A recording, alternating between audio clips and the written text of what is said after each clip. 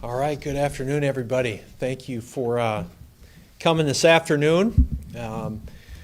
Moved from our regular time. We need a little bit more time today to work through some things that we're dealing with regarding our COVID response. And so, again, it's Wednesday, but we have a council meeting tonight. We'll be talking about some of the items here tonight at our council meeting. Kind of wanted to lead off with why we pushed this presser a little bit back today. We just had some great meetings this morning with our healthcare partners. We've had a lot of correspondence with the state this morning as well on different modeling that, quite honestly, changes day by day. And I know I've said that before, but it's just so true. And the deeper we get into the COVID response in our community, the more data we have, the more accurate the models become, the better the decision-making process becomes. The data that we saw this morning, I think, continues to reinforce how we've responded as a community, how we responded on the local level. One of the couple key things from that. One is we are certainly preparing for a mid-May peak in Sioux Falls. So mid-May is when we expect to see kind of the apex of COVID cases here in Sioux Falls and Minnehaha and Lincoln County. That's going to be sooner than the rest of the state. And that's probably not telling you anything you don't already know based on the cases that we're seeing to date in our counties here. At that point, we are currently estimating that we'll need up to 1,200 beds to deal with COVID. So we are going to be getting a presentation Friday. That will be an open presentation to our city council from our healthcare partners to kind of reinforce some of these data points that they've shared with us. One thing that was important that we went through this morning is, and I want to reinforce a couple things before I get into that. One is the fact that we have been taking the measures we've been taking to date as a community, they are working. Okay, they are having impact. So I want to reinforce that. I know the governor has reinforced that too, and she's right in that this is working. One thing, though, that we study a lot is different models that show the effect of our social distancing measures to date, what enhanced measures would take, like a stay-at-home, which we're going to talk about, and then what a complete, total shelter-in-place draconian shutdown would have on those numbers. And there's kind of three different models that you can look at. We're really in model one, where the ordinances that we put in place, the executive orders from the governor, my proclamation is the continuing messages to stay home, have had impact. If we take it to the next level, which is what we're proposing in our council tonight, we have the chance to cut our ICU bed utilization or needs in half when we get to that peak. That was something that was shared this morning in our data presentation as well. And so that peak caseload that we'll see mid-May, if the projections are right, is bumping up on the ceiling of the capacity of our healthcare organizations. And so tonight, as you know, we're going to have a first reading of a stay-at-home order for the city of Sioux Falls. What that will do, if it's enacted, it would go into effect not until April 24. Okay, so again, I just had a talk with one of our healthcare executives this morning, and I said we have to somewhat be proactive or preempt what we think is going to be coming in terms of cases, in terms of modeling, in terms of data, because of this cycle of government, which is good, that we have to operate within. So even if we pass something next Tuesday night, it has to be 3 days before that goes into effect, so which would be next Friday. So some communities call this shelter in place, some call it a stay at home, some call it different things. We're calling this a stay at home order. A stay at home order, it would really limit individuals' movements outside of their home unless they need to leave for essential activities and to work in what are called critical infrastructure jobs. CISA. Critical infrastructure jobs, those are defined by the Department of Homeland Security, Cybersecurity, and Infrastructure Security. And so those are listed at CISA, and they're attached to our ordinance, actually. We also added some additional clarification to that of some industries that aren't in the CISA clarification, but are important to us here in Sioux Falls. And so you can find those in that ordinance. I'm not going to go through that whole list here in this briefing. Essential activities include, health and safety activities, doctor's appointments, visiting clinicians, outdoor activities, while still practicing smart social distancing, are certainly acceptable under stay-at-home order. Obviously your necessary services, your groceries, your gas, getting food, carry out, all those things are still allowed under stay-at-home. And then obviously the care for others, care for family, care for friends. Moving, someone said, if I have to move, I line up a truck and I move. Yeah, you can absolutely move. I think it's important to understand that between now, tonight, our first reading, and next Tuesday night, we have 6 days. Thinking of this like dog years, it's about 6 years in COVID time. So our city council is going to have a lot of time to digest what this could mean for our community, if they think it's the right move or not. We'll have probably more data by that time as well. And so it's not as nimble as sometimes we'd like it to be, but it also will allow them to have enough time to make, I think, a very informed decision come next Tuesday night. Another change that we're bringing forward tonight is a resolution that will recommend some adjustments to our current public transit. And we have seen a ridership really just drop off a cliff with transit right now. As of April 7, we've seen a 65% reduction in fixed route ridership. We've seen an 85% reduction in paratransit ridership. 36% of our drivers meet the vulnerable individual definition under the governor's EO, so making them required to stay at home. And so our PTAB board, that's our Public Transit Advisory Board, they're meeting this morning, they met this morning, they recommended and approved a change in the schedule there and reduced hours there. The Board of Health is meeting this afternoon. The City Council will consider that tonight, and those changes would go into effect Friday. No one ever likes to see transit affected, transit cut, but quite honestly, people aren't using public transit right now. And so it's not sustainable to continue to operate that. And I will also say the union membership of our transit is in support of this as well. They feel that they need to do this. You can find out more on that at siouxfalls.org/SAM. Broken record time is here, where I say this is fluid. I guess if you would see the emotions in our room, if you think we're all locked arms behind that wall and all high-fiving and agreeing on every direction we're taking, you are sorely mistaken, because things change hour by hour on our responses and how to keep the community safe, how to protect businesses, how to protect our economy, and how to protect your rights. Now that we're putting a stay-at-home ordinance on the books and officially putting it out there, I am called everything from Hitler to Mayor Mussolini to everything in between. And you need to know that. It pains me to have to bring things like this forward. I don't want to have to do that. But we're continuing to try and balance this very fluid, very delicate situation. So the state gave us some great direction this morning. We've had a lot of communication with the state, with the governor's office and the Department of Health this morning. And so we feel confident in those projections and in that peak come mid-May. So that's what we're preparing for and working backward from right now. So my last message to the residents is, buckle in. I mean, we're May 15 right now, and we're preparing for a mid-May peak. So it's April 15 right now, excuse me. We're moving to a mid-May peak. So we still got 30 more days just until the peak, and then you don't just fall off after that. There's a lot of work to be done yet in this city. So with that, I would certainly open it up and take any questions you may have for me.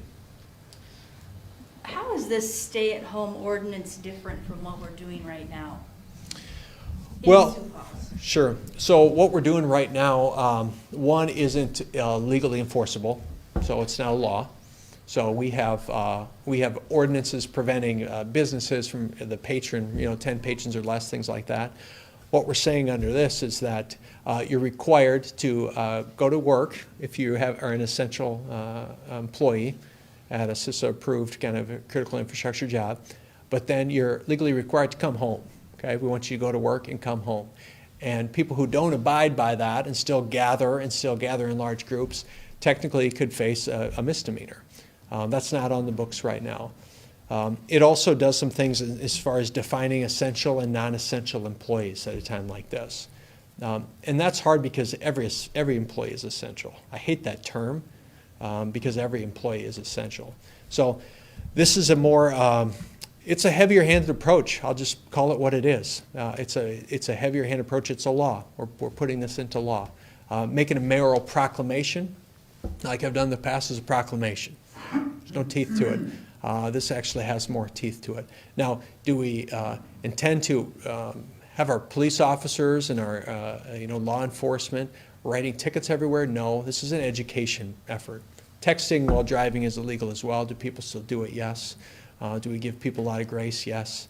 And so this is a law we're putting on the books to ensure an enhanced level of compliance amongst our citizens. You know, in the ordinance, it seems like there's maybe some gray area. I mean, you've got your list of critical infrastructure jobs. You don't see medical workers listed there. You don't see restaurant workers or grocers. But then when you see essential activities, you see restaurants, grocery stores, things like that. I mean, can you help us justify the two, bridge the two things? Because you would assume, if these stores are going to be open, right, their workers have to be coming to work, but they're not critical infrastructure workers. So how do you rectify?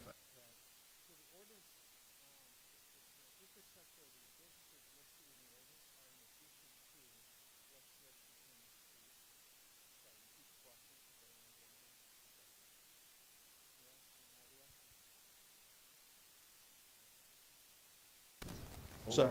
You got it? Got my audio back. Okay, the question was gray area in the definition of businesses. Medical workers aren't listed. They're certainly listed in the CISA 13-page document that lists every category of worker.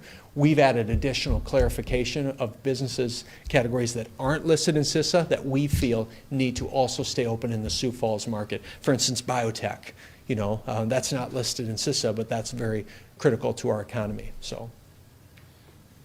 The South Dakota Retailers Association is hoping that the council will reconsider this ordinance. What would you say to people who are even more worried about their businesses after this could potentially go into effect? Yeah, the question was the Retailers Association is not supportive of this. I wouldn't expect them to be. Honestly, there's times when it's hard for me to be supportive of some of this stuff too. The question was then, what would you say to them and to the businesses that are going to be impacted by this? What I would say is we're all in an environment right now where we're all a product of COVID, and we're all making decisions and having to deal with instances I never in my wildest dreams thought we'd be dealing with. And so it's hard for me right now to say to a business the right thing for you to do is to allow your employees to not come to work for the safety of the community. But that's the decision that I'm making right now. The council will have to weigh if that's the right decision right now or not. I hope they do. If they don't, we'll press on and persevere. I have spoken to a lot of businesses though, and I will say there's been a lot of voluntary compliance in this, one. The second is a lot of businesses are complying or have closed just because they've already been so severely impacted it doesn't make sense for them to stay open anymore. And the third thing I'll say is this. We're proposing this for 2 weeks. Okay? We're not doing this a month at a time. We're proposing this for 2 weeks because as we lead up to crunch time come May, we're proposing this for a 2-week period. The council would have a chance to extend it, or based on the data we have when this would come up for renewal, they can say, listen, it worked, it was effective, it moved the needle a bit, and we're going to lessen this or remove this now going forward. So I think a 2-week window gives our council enough time to react in a nimble fashion. And I know you don't want to name every business on the list, but we've had a lot of questions about salons, including like hair and nails. How will they be affected in this new ordinance? Salons and nail salons are not considered essential businesses.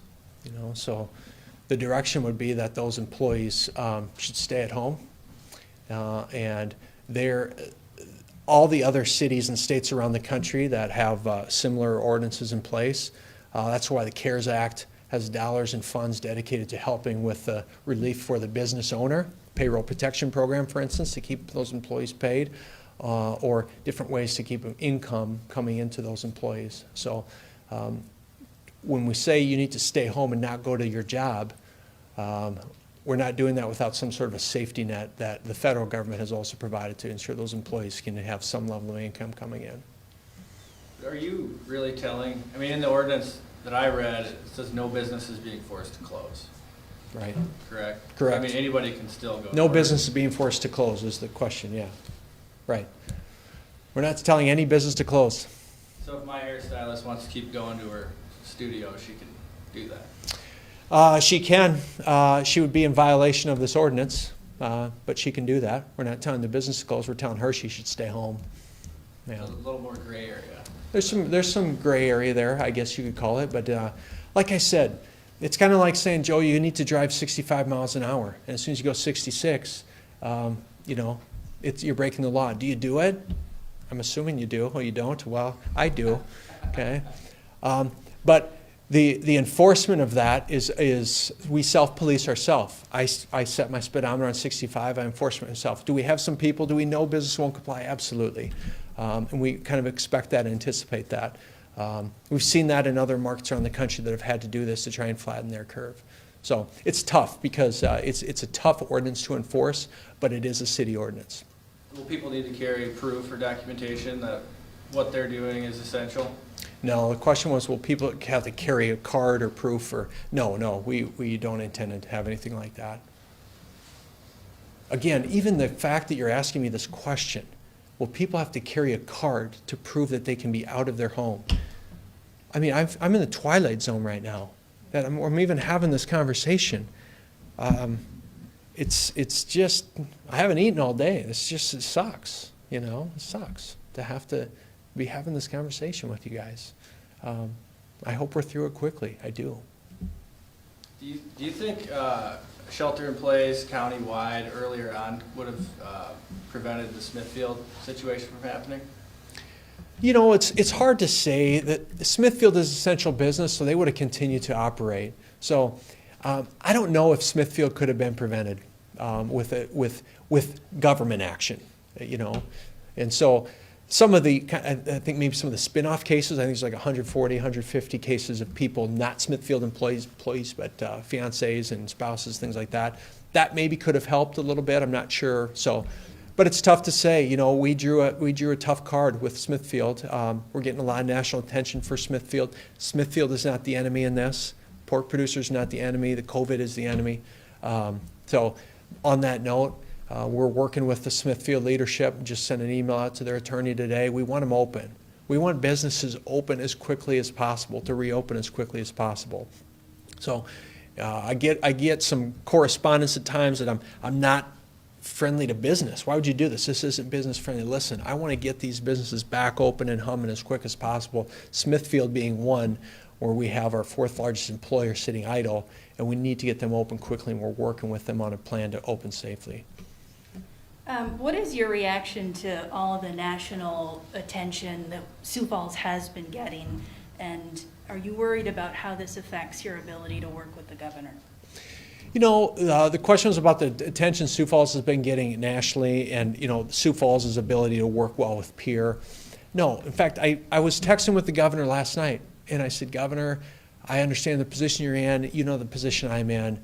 I'm going to continue to do all I can to support your position. I know you'll do the same with me. It's not personal. None of this stuff ever gets personal. You can have differences of opinion on how to respond locally and statewide and still have a good relationship. And we've been in conversation with peer all morning, like I said, on stuff. So tension is good. Healthy tension is good. Well, I say that I've learned some things from different responses, including our state's response, that I'm taking into account in how we're responding locally? Absolutely. And I would say vice versa. So it's good. We still have a great relationship with the governor, with her team and peer. And your reaction to all the national attention we've been getting, what is that? Well, it's not, I don't like having Sioux Falls be in the spotlight for having the #1 hotspot in the country. We're not used to being on these kind of lists in Sioux Falls. And so I don't like it. I don't like it. I want to fix it. I want to get past this. I want to send a message of reassurance that we're dealing with it. I want to send a message of reassurance to our business community that we're doing all we can to protect your business and keep you open as best we can while fixing the hot spot that we have and the situation we have. And so, do I say I like it? No. I've been contacted by, I bet, 15 media outlets today. I haven't talked to a single one because I don't have time. I mean, we're dealing with this issue. And so, it's a bummer. I wish they'd stop calling because that would mean there's not a story here anymore and we fixed our problem. So I'm looking forward to that day.